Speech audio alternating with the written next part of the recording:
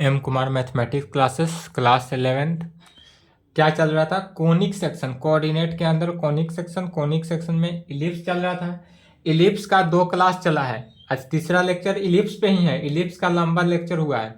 तो इलिप्स जो है, इलिप्स का फॉर्म बता दिए थे। एक्स एक्सिस पे जितने भी इलिप्स का फॉर्म बताए हैं उसी का अदर फॉर्म क्या करना है, वाई एक्सिस पे इलिप्स को निकालना है।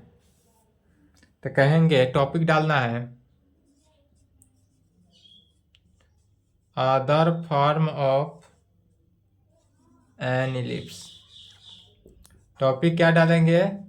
Other form of N ellipse, ellipse का अदर फॉर्म। तो इलिप्स का अदर फॉर्म निकालने के लिए कुछ नहीं करते हैं। जितने भी अब तक इलिप्स के बारे में पढ़े हैं सभी को एक्स के जगह पर वाई रख देंगे और वाई की जगह पर एक्स। इलिप्स में एक्सिस जो था वह एक्स एक्सिस पे चलता था। अब यहाँ पर जो एक्सिस चलेगा वह किस पे, वाई एक्सिस पे चलेगा। बस इतना ही का फर्क है। तो कहेंगे we interchange x and y in standard equation of ellipse. Ellipse का जो स्टैंडर्ड इक्वेशन पढ़े, जो 2 क्लास चला है, 2 लेक्चर, लेक्चर 6 लेक्चर 7, दोनों के दोनों किस पे था, इलिप्स पे था। वही दोनों लेक्चर में क्या करना है, एक्स और वाई को इंटरचेंज करना है। अर्थात एक्स के जगह पर वाई रख देना है, वाई की जगह पर एक्स रखना है। Of x square by a square plus y square by b square is equal to 1। ध्यान देंगे क्या लिख रहे हैं, we interchange x and y in standard equation of ellipse. Ellipse का स्टैंडर्ड इक्वेशन क्या होता है, x square by a square plus y square by b square is equal to 1। यह तो स्टैंडर्ड इक्वेशन है। इसको जब इंटरचेंज करेंगे तब कहेंगे we get the required equation of ellipse. We get the required equation of ellipse। we get the required equation of ellipse। Ellipse का required equation क्या हो जाएगा, तो एक्स स्क्वायर की जगह पर वाई स्क्वायर, वाई स्क्वायर की जगह पर एक्स स्क्वायर, अर्थात y square by a square plus x square by b square is equal to 1। बस इतना ही का अंतर हुआ। पहले था x square by a square plus y square by b square is equal to 1, but अब जब इंटरचेंज किए तो इसमें क्या हुआ, y square by a square plus x square by b square is equal to 1। Where जहां ए का जो वैल्यू है ए स्क्वायर वह ग्रेटर देन होना चाहिए किससे, बी स्क्वायर से। वेयर जहां ए स्क्वायर का जो वैल्यू है वह ग्रेटर देन किससे होगा, बी स्क्वायर से। डेट इज कह सकते हैं कि denominator of y square greater than होगा डिनोमिनेटर ऑफ एक्स स्क्वायर से। पहले क्या था कि denominator of x square greater than होता था डिनोमिनेटर ऑफ वाई स्क्वायर के, पहला देखेंगे तो। लेकिन अब जो होगा उसका चेंज हो गया। कहेंगे that is denominator of y square greater than होगा किसके, डिनोमिनेटर ऑफ एक्स स्क्वायर से। Denominator of y square greater than किससे होगा, डिनोमिनेटर ऑफ एक्स स्क्वायर से। इट्स ग्राफ इज, अब इसका ग्राफ क्या होगा। तो अब तक जो इलिप्स का ग्राफ था वह इलिप्स का ग्राफ क्या जान रहे थे, एक्स एक्सिस पे। अब चूंकि वाई एक्सिस पे ग्राफ होगा इसलिए यह ग्राफ इस प्रकार से हो जाएगा।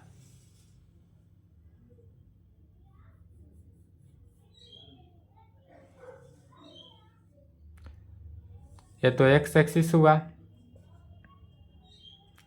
X dash,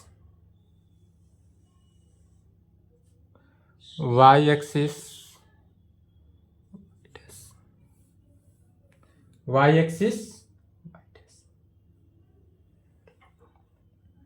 Y dash. यह कितना हुआ, इस पॉइंट का नाम ए हो गया, यह पॉइंट जो हुआ A1, यह पॉइंट B, यह B1, जो नाम लेकर चलते थे एक्स एक्सिस पे A1 B1। अब इसी के सामने चूंकि यह वाई एक्सिस है तो वाई एक्सिस का ग्राफ, इसलिए वाई एक्सिस के सामने क्या करेंगे, एक फिक्स्ड लाइन ले लेंगे जिसको क्या बोलते हैं, डायरेक्ट्रिक्स भी बोला जाता है। यह जो लाइन ली है वह कैसा लाइन होगा, फिक्स्ड लाइन ली है, जो कि फिक्स्ड लाइन यह डैश की तरफ लिए थे जेड डैश, एक फिक्स्ड लाइन यह हुआ, इसका नाम जेड हो गया, फिक्स्ड लाइन है, या इसी को क्या बोलते हैं, डायरेक्ट्रिक्स भी बोलते हैं। और यह जो हुआ सेंटर, बीच में क्या है सेंटर, और सेंटर कहाँ पे है, ओरिजिन पे है, तो सेंटर कितना हो गया 0 0। इसके बीच में यदि हम फिक्स्ड पॉइंट ले ले, या फिक्स्ड पॉइंट एस है, एस क्या है फोकस है, तो इसके अंदर एक फिक्स्ड पॉइंट एस लिया गया जो कि किस चीज को दर्शाता है, फोकस को दर्शाता है। आप चूंकि फोकस को दर्शा रहा है तो कहेंगे इसका सेंटर क्या होगा, रेडियस, हाँ फिर इसमें फोकस का कोऑर्डिनेट क्या आया था, इससे पहले जो फोकस का कोऑर्डिनेट निकाले थे, फोकस का कोऑर्डिनेट आया था AE0, तो यह एक्स एक्सिस के लिए था, लेकिन यह वाई एक्सिस के लिए है तो क्या हो जाएगा 0 AE, वाई एक्सिस के लिए है तो क्या हो गया 0 AE में हो जाएगा। पुनः फोकस जो है यह निगेटिव की तरफ है तो 0 माइनस AE, निगेटिव है तो क्या हो गया 0 माइनस AE। y का वैल्यू क्या होता था, डायरेक्ट्रिक्स, तो डायरेक्ट्रिक्स हम x का वैल्यू निकालता था, डायरेक्ट्रिक्स में x का वैल्यू निकालते थे तो A/E आता था। यह पिछले क्लास में निकला हुआ है लेटेस्ट रेक्टम, कल के क्लास में लेक्चर 7 में देखेंगे A/E कैसे लिख रहे हैं, तो लेटेस्ट लेक्चर 7 देखेंगे।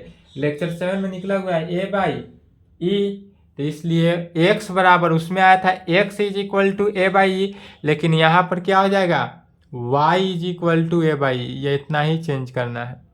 उसमें निकला था सिर्फ x बराबर A/E और माइनस, और इसमें y बराबर माइनस A/E। यहाँ पर निकाल कर हम डिफाइन नहीं कर रहे हैं, निकला हुआ है इसमें डायरेक्ट लिख दिए हैं। इस वैल्यू को लिखने का, इस रिजल्ट को लिखने का यही मकसद था, we interchange x and y in standard equation of ellipse x square by a square plus y square by b square is equal to 1, we get the required equation of ellipse x square by y square by a square plus x square by b square is equal to 1। क्यों लिखे, क्योंकि जितने भी 2 lecture हुआ है, फिर अगर पढ़ाना शुरू करेंगे तो 2 लेक्चर लगेगा, तो 2 लेक्चर लगाकर टाइम पास करने से कोई फायदा नहीं है। इसलिए जो जितने भी अभी तक 2 लेक्चर 6 और लेक्चर 7 में जो एलिप्स के बारे में बताए हैं वही बात लेक्चर 8 में भी है, सिर्फ x के जगह पर क्या कर देना है y से रिप्लेस किए, और यह जो फिगर है इसमें कन्वर्ट हो गया, बाद बाकी सभी का वैल्यू क्या हो गया सेम रहेगा।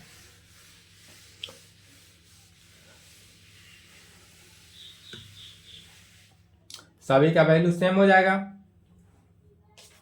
तब कहेंगे सेंटर इसका क्या हो गया, तो सेंटर जो है C पर, सेंटर C कितना है ओरिजिन है, तो यह जो सेंटर हुआ C ओरिजिन हुआ 0 0। फोकी इसका कितना होगा, तो इसका जो फोकी हुआ वह फोकी कितना, फोकस को फोकी कहते हैं। यह फोकी जो हुआ 0 प्लस माइनस A, 2 कंडीशन में है, यहाँ पर ध्यान देंगे तो एक बार 0 AE है और दूसरा में 0 माइनस AE है, तो यह प्लस में है या माइनस में, तो दोनों को एक साथ लिखेंगे तो कैसे लिखेंगे प्लस माइनस AE,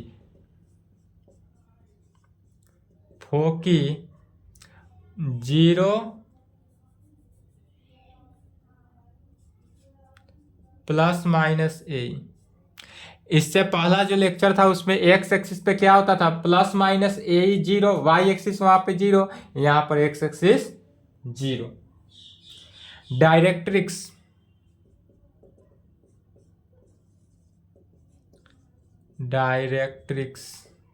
इसका डायरेक्ट्रिक्स क्या होगा, तो डायरेक्ट्रिक्स जो है y इज इक्वल टू कितना निकला AE, एक बार है एक बार माइनस AE है, तो क्या लिखेंगे plus minus A plus minus A by A eccentricity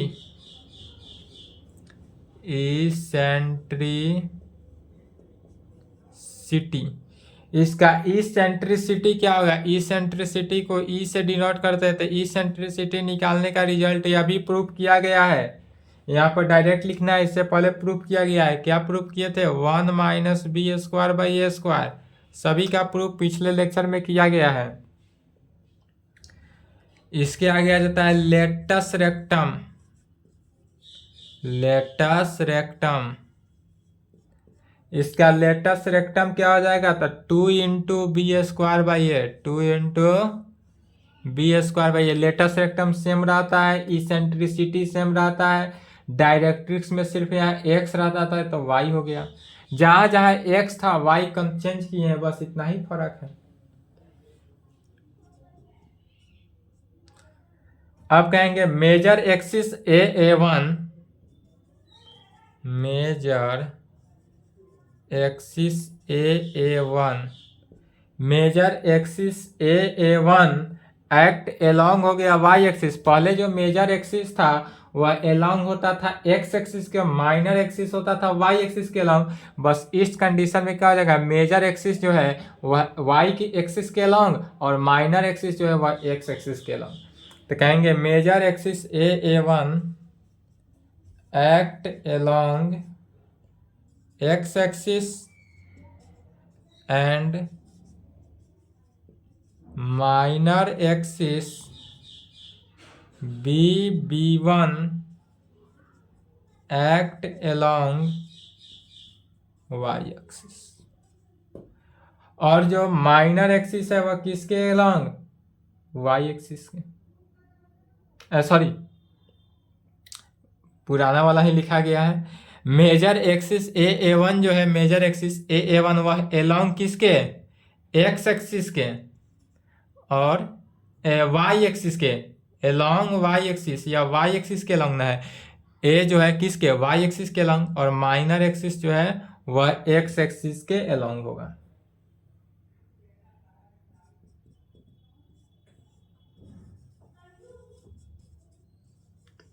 length of access क्या जानते हैं? तो लेंथ ऑफ एक्सेस जो होता है A1 B1 या सेम रहता है। A1 का वैल्यू 2A और B1 का 2B। तो लेंथ ऑफ एक्सेस क्या हो गया? Twice A twice B।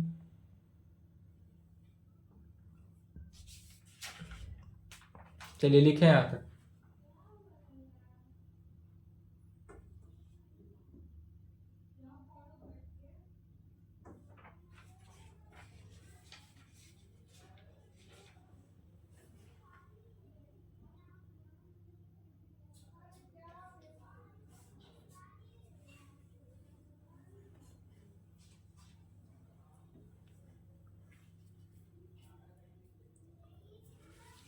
यह तो हुआ सेंटर ओरिजिन के लिए। यदि हमारा सेंटर ओरिजिन ना दे तब उस फॉर्म में कैसा इक्वेशन बनेगा और कौन सा फॉर्मूला अप्लाई करेंगे उसको लिख लेते हैं। फिगर बना लिए थे?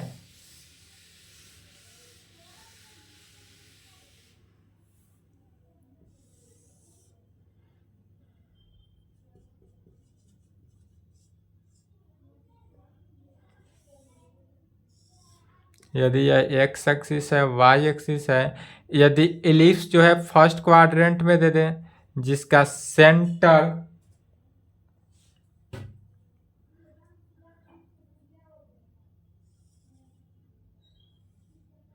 या जो सेंटर हुआ अल्फा बीटा, यदि मान लेते हैं सेंटर क्या है? अल्फा बीटा, यह वैल्यू तो ए हो गया, यह A1 B1। तो यदि हमारा किसी भी एलिप्स में जो यदि सेंटर अल्फा बीटा दे दे, सेंटर डिफाइन ना हो, तब उसके लिए कौन सा रूल अप्लाई करेंगे? तो इसके लिए फॉर्मूला हो गया x माइनस अल्फा का square divided by a square plus y minus beta का square divided by b square plus 1 is equal to 1।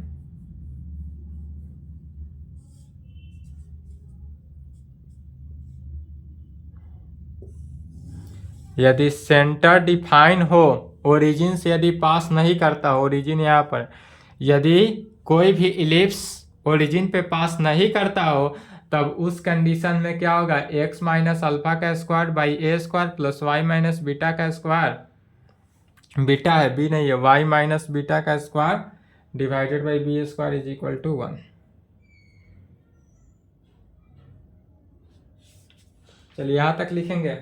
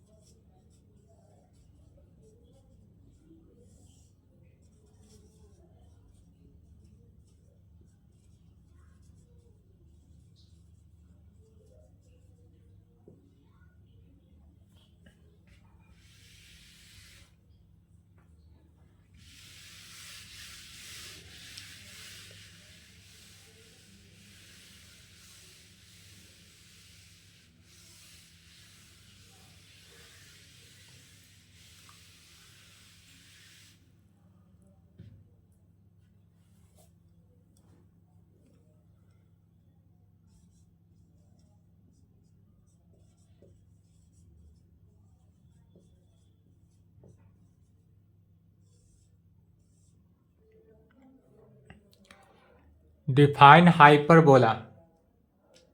Hyperbola के बारे में देखते हैं, तो कहेंगे hyperbola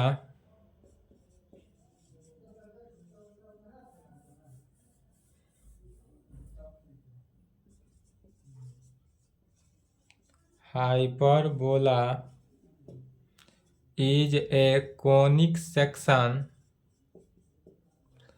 hyperbola is a conic section whose eccentricity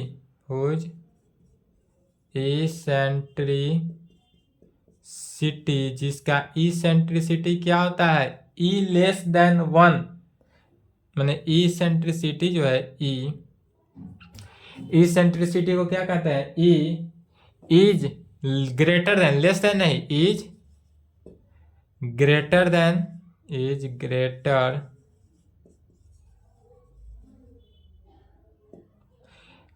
हमने क्या जाना था, e का वैल्यू यदि 1 के बराबर हो तो क्या जानते थे, पाराबोला।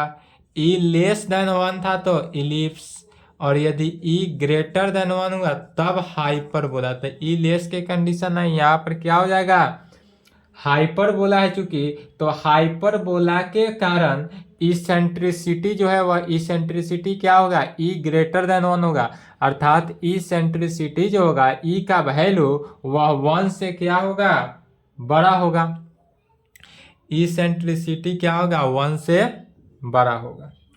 यदि हमारा हाइपरबोला कंडीशन में, तब इसका फिगर क्या होगा, तो चूंकि यह बड़ा के कंडीशन में कर रहा है, इसलिए सर्वप्रथम देखेंगे, ध्यान देंगे, यह क्या हुआ, x axis, x dash axis, y axis, y dash axis, origin.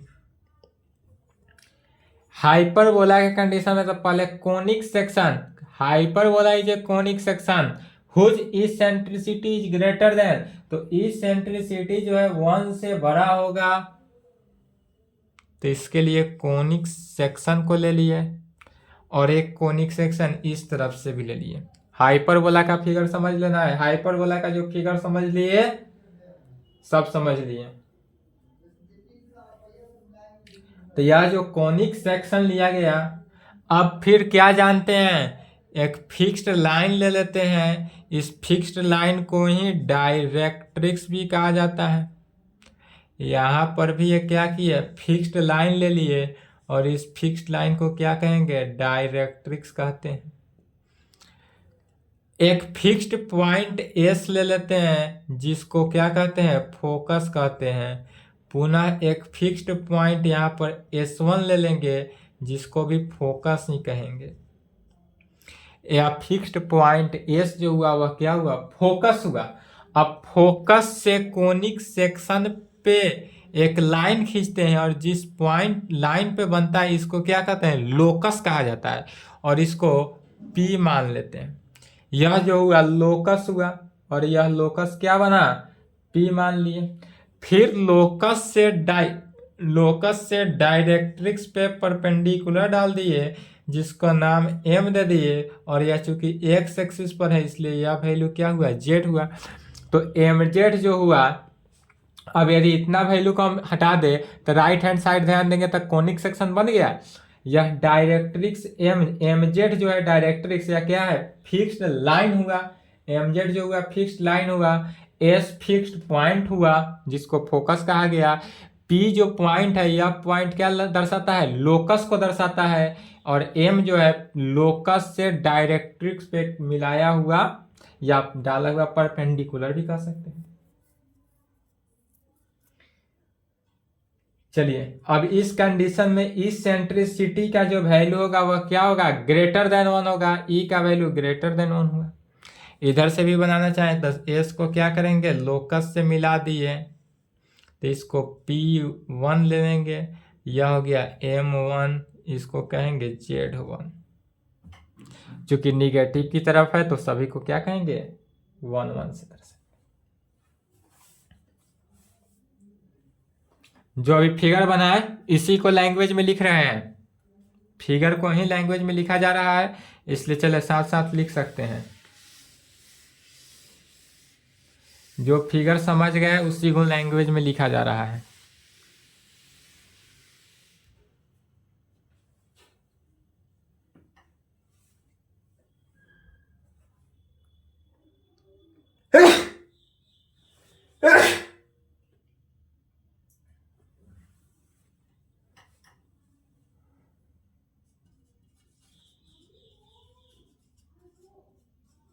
Hyperbola is A locus of point P, क्या कहें, तो हाइपरबोला, इस हाइपरबोला में जो लोकस ऑफ पॉइंट P है, यह पॉइंट P क्या है, तो लोकस को दर्शा रहा है। Which move such that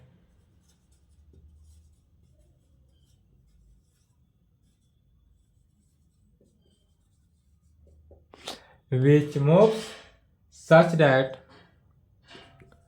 the ratios, अब यह जो मूव किया, जब यह मूव किया हाइपरबोला लोकस जब मूव किया तो क्या बनता है, तो the ratio of its distance, the ratio of its distance from fixed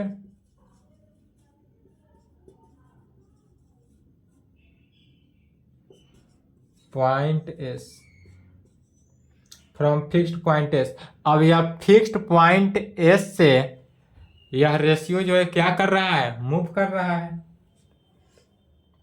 and from fixed line mz is always constant which is greater than unity, क्या लिखा गया, and from fixed line mz is always constant, या जो mz fixed line है यह क्या होता है, ऑलवेज कांस्टेंट होता है। Which is greater than unity, जो कि यूनिटी से बड़ा होना चाहिए, अर्थात यूनिटी से बड़ा होगा। दैट इज PS, या जो है PS divided by PM, PS divided by PM जो है किसके इक्वल, कांस्टेंट के। PS divided by PM is equal to constant. इसी कांस्टेंट को यदि हम E मान लेते हैं, से E मान लिया गया, और यह E जो है क्या है, तो E जो है इसेंट्रिसिटी को दर्शाता है।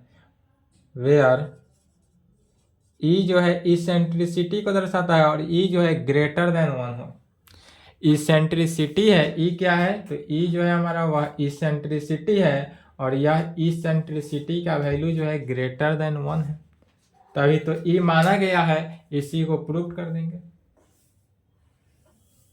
यहां तक लिखे।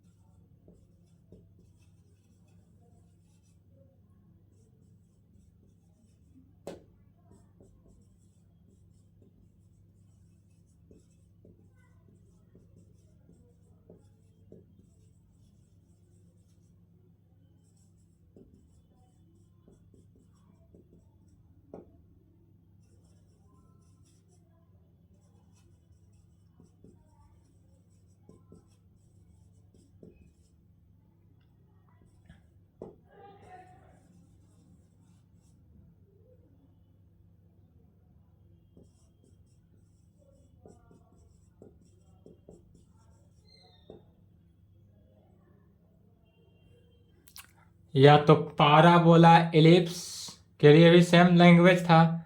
The fixed point S is called focus, fixed point S को क्या कहते हैं, फोकस कहते हैं। फिक्स्ड लाइन एम जेड को क्या कहते हैं, डायरेक्ट्रिक्स कहते हैं। एंड कांस्टेंट रेशियो को क्या कहते हैं, इसेंट्रिसिटी कहते हैं। और यह कहाँ कहाँ था, तो पाराबोला के कंडीशन में भी था, एलिप्स के कंडीशन में भी था, और यह हाइपरबोला चल रहा है, तो किसके लिए है, फॉर ए हाइपरबोला। यह जो है कंडीशन लिखा गया सभी का सभी कंडीशन किसके लिए लागू है, हाइपरबोला के कंडीशन के लिए लागू है।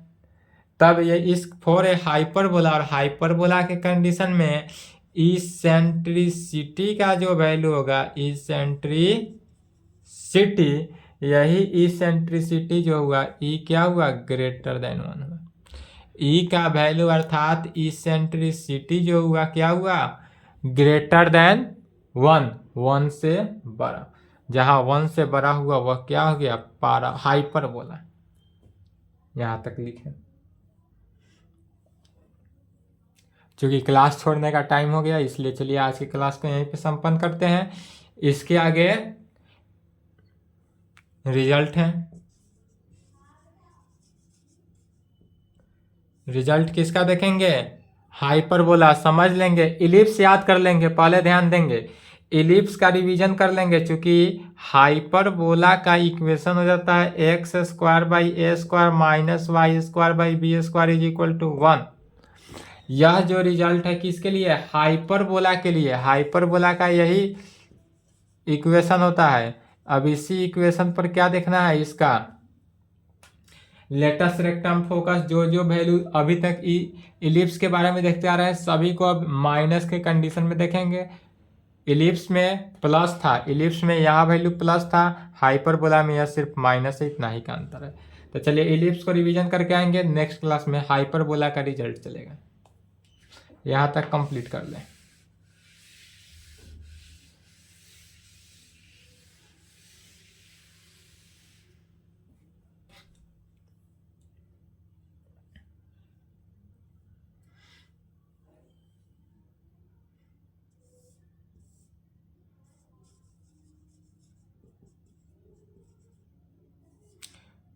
Class 12th crash course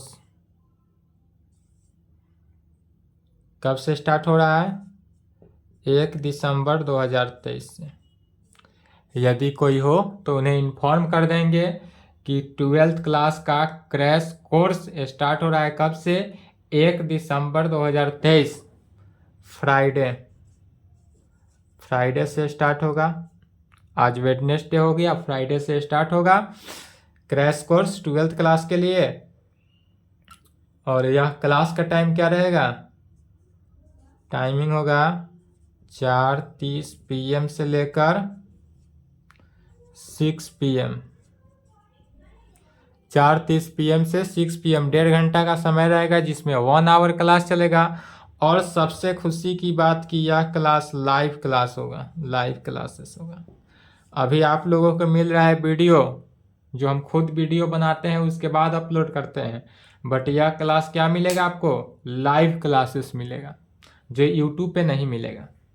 YouTube के भरोसे बैठे रहेंगे कि हाँ सर यूट्यूब पे अपलोड कर देंगे वीडियो बनाकर, तो यह संभव है। क्रैश कोर्स की वीडियो यूट्यूब पे अपलोड नहीं होती है, क्योंकि इसमें कुछ क्वेश्चन क्या होती है, गेस भी किया जाता है, इसलिए नहीं कर सकते हैं। यदि कोई भाई बंधु हो, कोई मित्र हो, तो उन्हें इन्फॉर्म कर देंगे। और आज के क्लास को यहीं पे संपन्न करते हैं, यहाँ तक कंप्लीट करें।